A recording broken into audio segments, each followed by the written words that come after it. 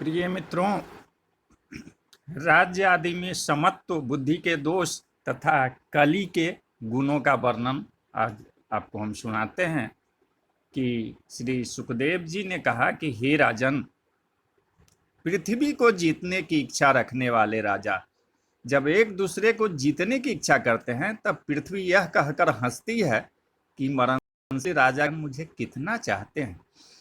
फेन के सदृश क्षणिक इस जीवन पर विश्वास रखने वाले इन राजाओं का जयरूप मनोरथ व्यर्थ ही है। इंद्रियों के विषयों में आसक्त जन राज्य प्राप्त नहीं कर सकते, इसलिए इंद्रिय खडबर्ग को पराजित करके राज्य मंत्रियों को बस में करूंगा। इसके बाद शत्रु पक्ष के अमात्य, पौर, इष्टजन तथा हस्तियों को जीतकर समुद्र पर्यंत भूमि पर अधिकार कर लूंगा। ऐसी आशा राजा लोग अपने मन में करते हैं, लेकिन उनके निकट मृत्यु है, इस पर वो ध्यान नहीं देते हैं।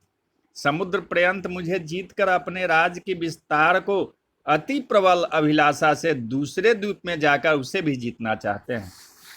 मनु तथा उनके पुत्र पौत्रादि युद्ध में लड़कर परलोक सिधारे, पर मुझे अपने साथ न ले जा सके। लेकिन ये मूर्ख निरपगण मुझे अपने अधीन करना चाहते हैं, क्योंकि मेरे लिए राज्य में अत्यंत आसक्त उन मूर्ख राजाओं को अपने पिता, पुत्र तथा बंधुओं से भी विरोध करना पड़ता है, और मेरे लिए ही यह पृथ्वी मेरी है, यह संपूर्ण राज्य मेरा है। इस प्रकार आपस में विरोध बढ़ाकर एक दूसरे को मारते तथा मरते हैं।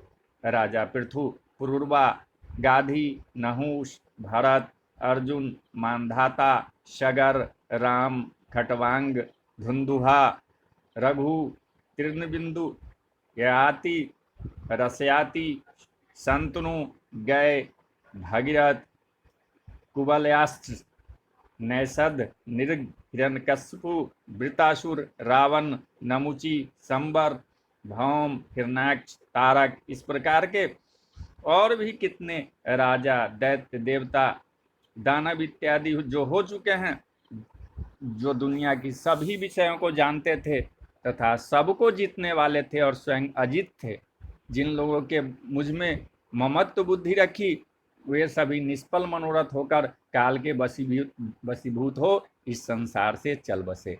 उनकी अब केवल कहानी मात्र रह गई है। इस पृथ्वी पर अपने यश को फैलाकर दिवंगत हो गए। राजाओं की जो कथा मैंने कही है वह ज्ञान तथा वैराग्य को बतलाने के लिए ही है, और यह बाह्य आडंबर मात्र है, पारमार्थिक तत्व कुछ भी नहीं है। भगवान का अवतार तथा उनके भक्तों का गुणानुवाद किया गया। जो मंगल देने वाला है उसको भगवान की भक्ति चाहने वाला मनुष्य बार बार तथा प्रतिदिन सुने और मनन करे। राजा परीक्षित ने कहा, हे मुने, कलयुग के अत्यंत बढ़े हुए दोषों का लोग किस उपाय से नाश करेंगे, मुझे यह बतलाने की कृपा करें। प्रत्येक युग के उनके धर्मों को विशेष करके कलयुग के परम धर्म को, प्रत्येक युग के प्रमाण को, इस सृष्टि के आत्यांतिक प्रलय तथा उत्पत्ति को बतलाने की कृपा कीजिए तथा ईश्वर स्वरूप काल की गतिविधि भी बतलाइए। श्री सुखदेव जी ने कहा, हे राजन, कृतयुग में सत्य, दया, तप, दान, इन 4 पादों से युक्त धर्म होगा, जिसका पालन सुचारू रूप से होगा। उस समय के लोग संतुष्ट, दयाशील, प्रत्येक से मैत्री भाव रखने वाले, शांत, हिंसा न करने वाले, अभिलाषा रहित, आत्म सुख का अनुभव करने वाले और समदृष्टि तथा योगाभ्यासी होंगे। त्रेता में अधर्म से सत्य का, हिंसा से दया का, असंतोष से तप का, विरोध से दान का क्रमशः नाश हो जाएगा। इस तरह धर्म का एक पाद त्रेता में नष्ट हो जाएगा। उस समय के लोग क्रियानिष्ठ, तपोनिष्ठ, हिंसा रहित, धूर्तता रहित, धर्मार्थ कामरूप त्रिवर्ग की उपासना करने वाले, वैदिक, कर्मशील तथा ब्राह्मण परायण होंगे। द्वापर में अधर्म के चिन्ह हिंसा, असंतोष, असत्य और द्वेष से तप, सत्य, दया तथा दान धर्म का आधा भाग नष्ट हो जाएगा। उस समय के प्राणी यशस्वी, महायज्ञानु, अष्टांगशील, पठन पाठन में निरत, धनी, बड़े परिवार वाले, प्रसन्न तथा ब्राह्मण, क्षत्रिय प्रधान होंगे। कलियुग में बढ़ते हुए पापों के कारण से धर्म के पाद जो सत्यादि है, उनका चतुर्थांश शेष रह जाएगा और कलयुग के अंत में क्रमशः वह भी नष्ट हो जाएगा। कलयुग में लोभी, दुराचारी, दयाहीन, अकारण बैर करने वाले, भाग्यहीन और अत्यंत क्रोधी सभी प्राणी होंगे। इसमें शूद्रों की ही प्रधानता रहेगी। यद्यपि मनुष्यों में सत्व, रज, तम ये तीनों गुण नियत रहते हैं, तथापि काल के अनुसार इसका परिवर्तन हुआ करता है। जिस समय मन, बुद्धि तथा अन्य इंद्रियां सत्य से प्रभावित होती है एवं ज्ञान और तप में ही इनकी प्रवृत्ति होती है, उसे सत्ययुग कहते हैं। जिस समय प्राणियों की प्रवृत्ति धर्म, अर्थ, काम में होती है तथा रजोगुण प्रधान होता है, उसे त्रेता युग कहते हैं। लोभ, असंतोष, अहंकार, पाखंड तथा ईर्ष्या का जिस समय प्रसार होता है और काम्य कर्मों की उपासना की जाती है, वह द्वापर युग कहा जाता है। उसमें रज तथा तम प्रधान होती है। और जिस समय माया, असत्य, आलस, विषाद, शोक, मोह, भय और दीनता की प्रधान रहती है तथा तमोगुण ही सर्वत्र व्याप्त रहता है, उसे कलयुग कहते हैं। इस युग के मनुष्य अज्ञानी, मंदभाग्य, पेटु, कामी, धनहीन होंगे और स्त्रियां पुंसचली, असती होगी। इस युग में डाकुओं की संख्या विशेष होगी। वेद पाखंड से दूषित होगा। राजा लोग प्रजा भक्षक होंगे और ब्राह्मण लोग शिष्ण तथा उदर की तृप्ति के लिए बेचैन रहेंगे।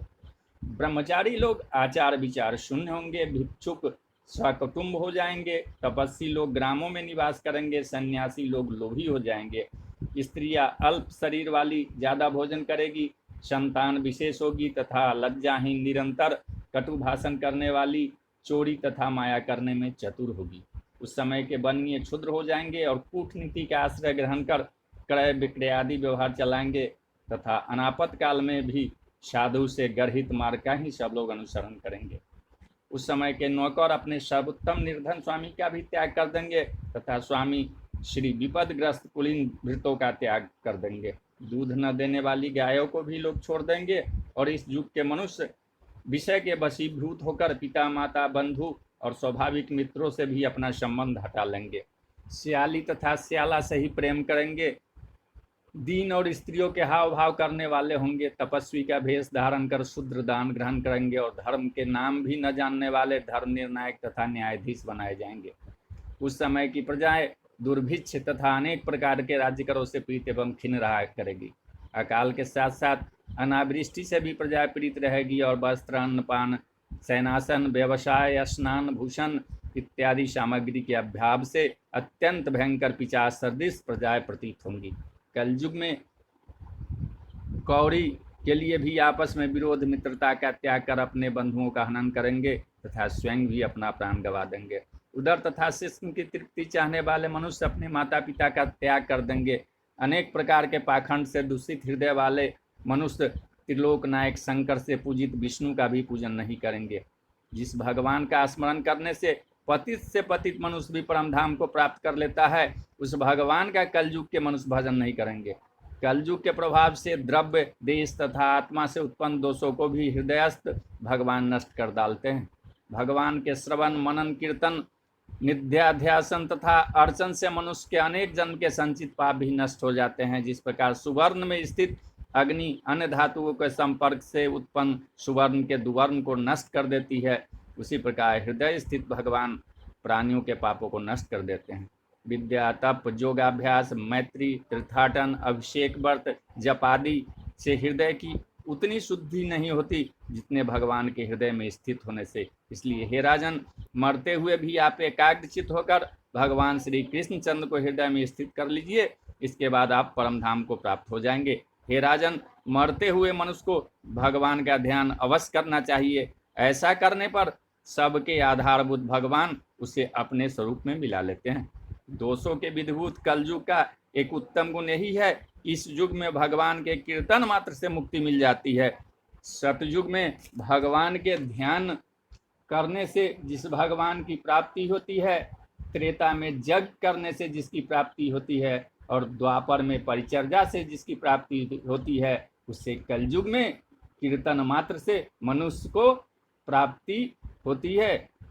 कलयुग केवल नाम आधारा। तो बोलिए जय सिया राम, जय श्री कृष्ण, जय श्री कृष्ण, जय श्री।